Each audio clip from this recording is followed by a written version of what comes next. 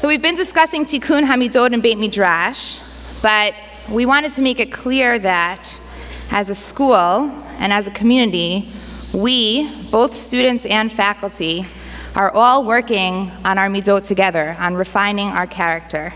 This is a communal endeavor, a communal undertaking, and we are excited to be doing it with you this year. Tikkun Hamidot is not just a one-time thing, it's a process. It's something that requires continuous work and continuous reflection. We're going to have some official programs throughout the year, but we are also hoping that you will work on your midot and we will work on our midot in between. And to that effect, we are going to ask you to participate in midot moments. I'm going to explain what that means in a second. Hashtag who you become, right? It's not just what you learn, it's who you become. So the first one is social media. You're all on social media. You like that hashtag? I'm glad. Okay. You're all on social media. We're going to be posting midot moments on social media. I'm going to give you some examples. For example, last Sunday, many of our students exemplified the midah of zrizut, when they woke up on their Sunday mornings and instead of just chilling, which is okay too, they chose to come out and feed those less fortunate than us. And yes, we have Don up there showcasing his midah of menucha and kavod. Instead of running to his last period class when he came back from freshman day, he took a moment, looked around, realized what was needed, and held the door open for Nava. If you see midot moments happening around our school, we would love you to either DM them to our Instagram account, SAR High School, or email them to midot@sarhighschool.org. Let's make this something we can all be proud of and we can all look out for, okay? In addition,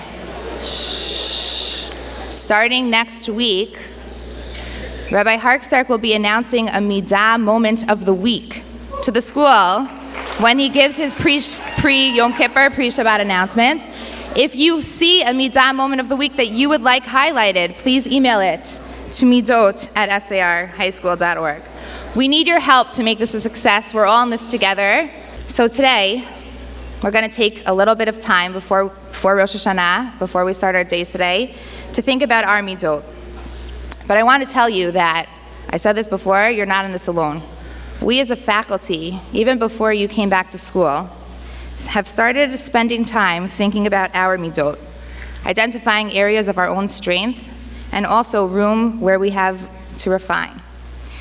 I would like to show you in a minute a brief video that models what that could look like. Before the video, I just want to thank Ms. Safransky, who spent a lot of time putting it together, and also Ms. Taubis and Rabbi Kroll for helping on this program. Please give your undivided attention to the screen.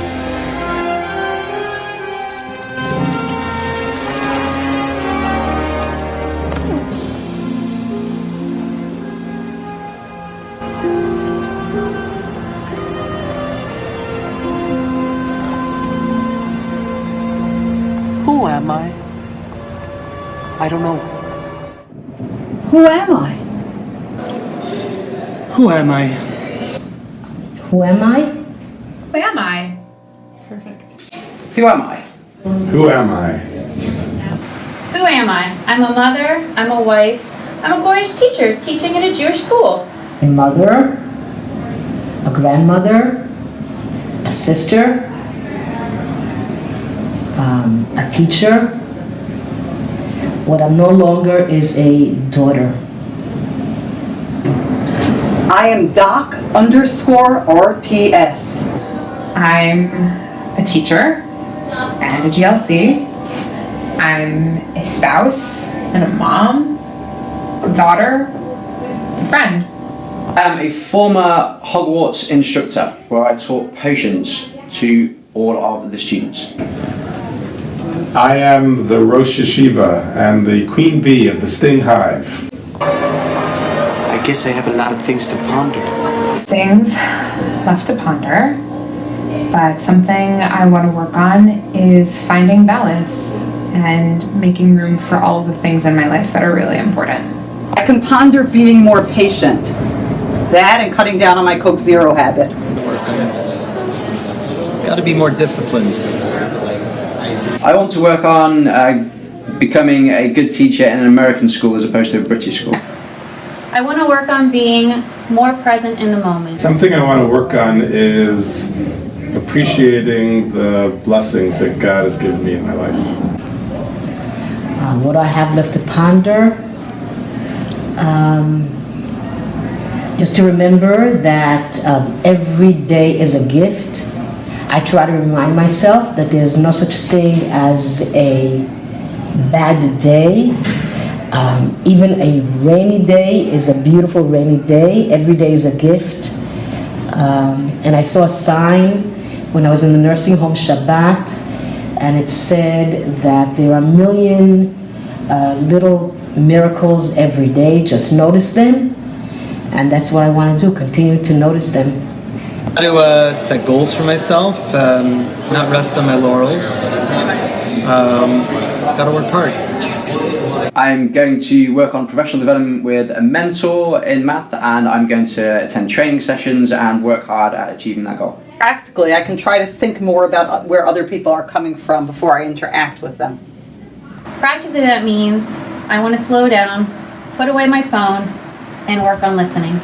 Making my 3-part to-do list, which is classes, GLC, and life. And hopefully every day I get a little bit closer to checking the things off. Practically, I think that involves paying more attention when I make brachot.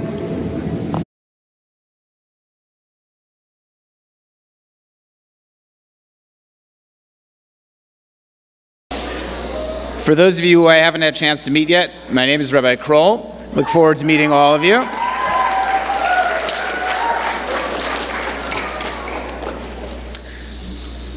Tomorrow night, we're going to be celebrating the birthday of mankind. And the human race has accomplished a lot in the past 5,778 years, but sometimes we can't get out of our own way. We're smart. So smart, in fact, that we often think we have everything figured out, even when we have no clue. We formulate beliefs about how the world works, the appropriate way of dealing with life situations, whether it be the proper way of living a religious lifestyle, how to treat and interact with the ones we love, or any of the other challenges we face. And we accept our beliefs as undeniable facts. When these convictions are challenged, called into question, or even proven to be false, inappropriate, or off base, our stubbornness kicks in. It's in our nature that once we've taken a clear position in life, not to back off of them, but to do everything we can to vindicate our past. What we've invested in time, energy, loyalty, and commitment, we don't want to change. We cannot change, because it would mean that we'd be declaring our entire past invalid and inauthentic. Self-justification of our past dictates our future, and is an obstacle on the road to tikkun hamidot, bettering ourselves and our character. Let me share with you a story which highlights this point. Before moving to New York, I lived in Florida, and before that in my hometown of Chicago. This story of self-justification played out nearly every weekday morning in my house in Chicago, in the form of a 16-ounce glass. Over the past couple of years, I've managed to change, but I used to wake up every single morning before my wife and children.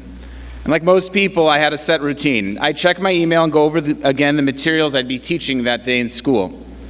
And I would do this all while sitting at our dining room table drinking a glass of iced coffee. When I finished checking my email and reviewing my lessons, I'd pack up my things and head to shul, often before anyone else had woken up. You'd have no clue that I'd ever sat at that table, if not for the fact that there was a glass, the straw, filled with semi-melted ice and a remnant of coffee on the table, right where I'd been sitting. Even though this was almost a daily occurrence, my dear wife was and is, as we've been describing God in our slichot, in erech hapayim, slow to anger, and would only remind me every few weeks or so that the sink was less than 5 steps away from the table, and that the dishwasher was less than a step away from there. I'd tell her that I was in a rush and didn't have time to make the trek from the table to the sink, or that since everyone was sleeping, I was afraid that the clanging sound from ice hitting the surface of the sink would wake the kids up. or that she's the one who introduced me to iced coffee in the first place, hinting that it was her fault. Or when all else failed, I'd make the argument that I'm a slob and that I can't help it. Come into my office here at school and look at my desk. I'm simply not to blame. I, of course, said this with complete sincerity. Really, I did. And why is that? Probably because I think of myself as a considerate person, and not the type of person who would annoy his wife by leaving her a mess to wake up to every morning, while she did the difficult job of getting our kids ready for school. I couldn't seem to help myself, and I'm not sure why. But I refused to accept that I'm an inconsiderate person, so I justified my behavior by claiming that I was actually being more considerate by not waking anyone up, or that I was born with an innate aversion to order. The story clearly illustrates the arrogance of humanity, the thought that we're always right, even when all evidence points to the contrary. The disease of self-justification rears its ugly head wherever we human beings go. In our relationships, how many fights amongst friends and family are the results of minor issues which are blown out of proportion because we refuse to budge? We can't give ground even when we know we should, even when deep down we know we're wrong because we've been following a way of thinking for so long that we can't change, because changing would invalidate the decisions that we have made in the past. It would tarnish our image. It would call our integrity into question. So instead, we continue to perpetuate the same mistake, stubbornly refusing to change. Even when we fail, we feel the need to justify what we did in the past, even if it means destroying our future. But the tshuva process, and on a larger scale, the process of tikkun hamidot, consciously focusing on making ourselves better people, requires us to shed our arrogance. It involves acknowledging our flaws, regretting our past indiscretions, and resolving not to commit the same transgressions again in the future. In their very essence, both tshuva and tikkun hamidot demand of us to subdue our egos. We confess that what we did in the past can't be justified, and that we're capable of making ourselves better. We decided to officially kick off this year's theme, now, the last day of school before Rosh Hashanah, because it's during this Yamim Noraim season when we acknowledge our faults, and even more than that, when it comes to our relationships with God, we have a tremendous power. If we can do tshuva, God erases our sins from existence. And if we work on ourselves, if we do a truly reflective form of tikkun hamidot, if we ask ourselves, is my character and who I am really okay, we can become better friends, brothers, sisters, sons, daughters, mothers, fathers, and spouses. Let me leave you with a thought about the minhag of tashlich, which we will perform on Rosh Hashanah. During tashlich, we metaphorically cast away our sins into the water. It seems odd. It's the reason why we dispose of our sins in the water, instead of throwing them in the garbage, or burning them like we do chametz before Pesach. I think the answer is because when we go to a body of water and look down, much like Ben Stiller did in that Zoolander clip we just showed you, we see our own reflection. We look ourselves in the mirror and realize that it all depends on us as individuals. If I want to do tshuva, if I want to do tikkun hamidot, I must take an honest look at myself and do away with those things which stand in the way of self-improvement. May this year be a year in which we change what needs changing and improve what needs improvement, even if it means coping with self-invalidation. Let us begin this process in our Beit Midrash groups, and together may we merit to be better at all we do by performing a complete, sincere, and genuine tshuva and tikkun hamidot. Thank you. We're going to be going now to our Tuesday Beit Midrash groups.